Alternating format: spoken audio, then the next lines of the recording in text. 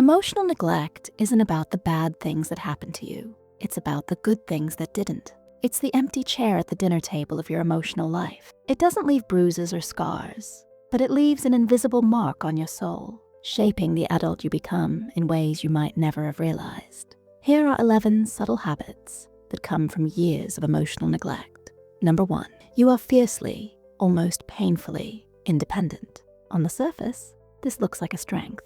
You're the person who can do everything themselves. You move your own furniture. You fix your own leaky faucet. You navigate your own crises. People probably admire you for it, calling you strong and resilient. But you know the truth. This independence isn't a choice. It's a survival mechanism. You learned from a very young age that your needs were an inconvenience. You learned that if you wanted something done, you had to do it yourself. Asking for help feels like a foreign language you never learned to speak. This isn't strength. It's a fortress built around a lonely child who learned that relying on others only leads to disappointment. It's the quiet echo of a past where your needs went unanswered. Number 2, you feel a strange guilt when you relax. Downtime for you isn't peaceful, it's stressful. The moment you sit down to watch a movie or just do nothing, a wave of guilt washes over you. A voice in your head starts listing all the productive things you should be doing. This is because in a home with emotional neglect, a child's value is often tied to what they do, not who they are. Were you praised for getting good grades or for being quiet and not causing trouble? Love and attention were conditional. So as an adult, you've internalized the belief that your worth comes from constant doing, achieving, and producing. Resting feels lazy and selfish because you were never taught that you are worthy of rest, simply because you exist. Number 3, you minimize your own feelings. I'm fine. It's not a big deal. It is what it is.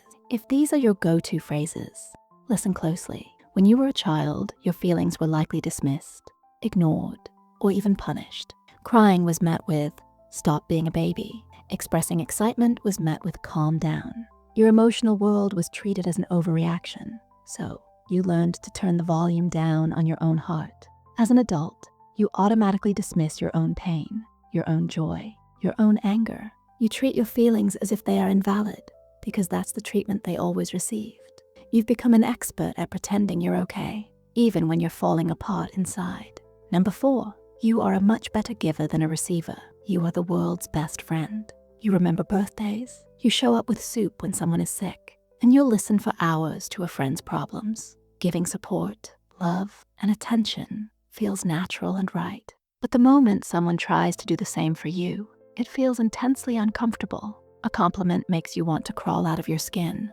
A gift feels like a debt you now have to repay. This is because your childhood role was to be emotionally self-sufficient, and perhaps even to care for the emotional needs of your parents. You never got to practice receiving care. So now, receiving feels awkward and undeserved.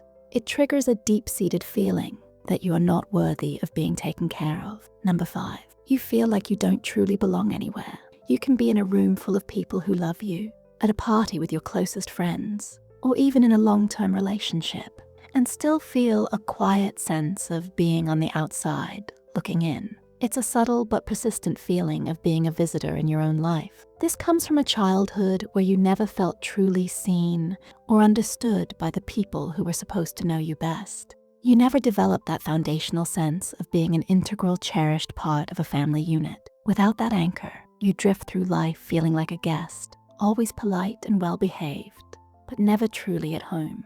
This feeling isn't about being disliked. It's about a core belief that you are somehow fundamentally different from everyone else. Number 6, you have a very harsh inner critic. The voice in your head is not a cheerleader. It's a drill sergeant. It points out every mistake, magnifies every flaw, and constantly tells you that you're not good enough. When emotional support and validation are missing in childhood, you don't learn self-compassion. You don't have a database of memories where someone told you, it's okay, you made a mistake, you're still a good person.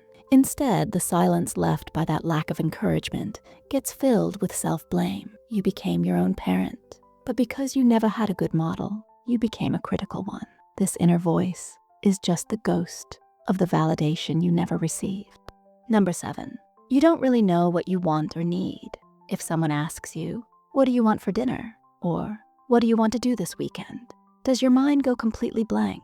Do you find it infinitely easier to just go along with what everyone else wants? This is a classic sign. When your needs and preferences were consistently ignored as a child, you learned to stop having them. It was easier. It caused less friction.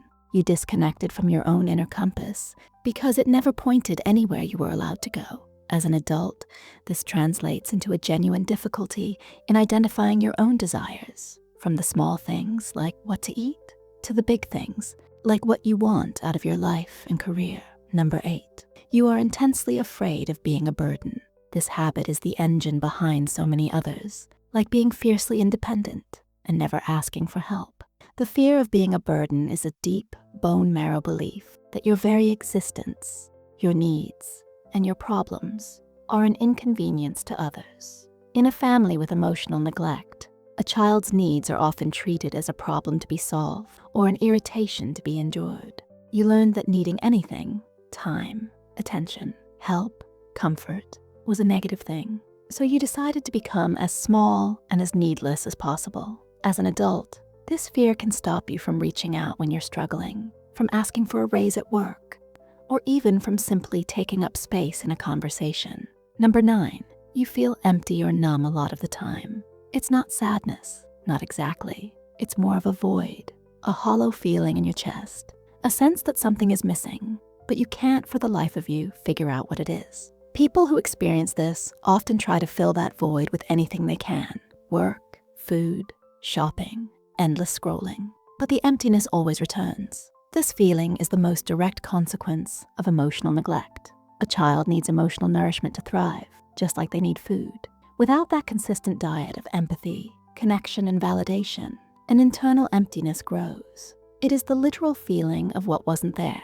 Number 10, you are deeply uncomfortable with conflict. Do you find yourself agreeing with things you don't believe in, just to keep the peace? Do you physically shrink when people around you start to argue?